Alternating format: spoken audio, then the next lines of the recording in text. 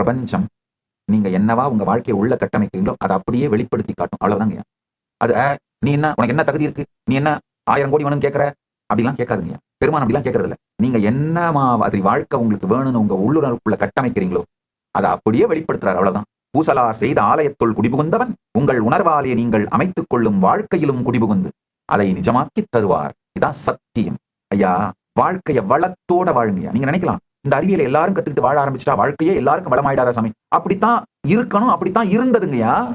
எல்லோரும் எல்லாமும் பெற்று வளத்தோடு வாழ வேண்டும். அப்படித்தான் நம்முடைய சனாதன இந்து சிவிலைசேஷன்ல வாழ்ந்துட்டு இருந்தோங்கய்யா. நாம அதை புனரமைக்கவே பெருமான் இந்த திருமேனி தாங்கி வந்திருக்கிறாருங்கய்யா. பெருமான் இங்க வெளிப்படுறாருன்னு சொல்றது நான் என்னுடைய பெருமையை சொல்றதுக்கு இல்லைங்கய்யா, உங்களுடைய சாத்தியத்தை உங்களுக்கு சொல்றதுக்குங்கய்யா. இதுக்கு மேல எனக்கு என்ன பெருமை உங்களால கொடுத்துட முடியும்?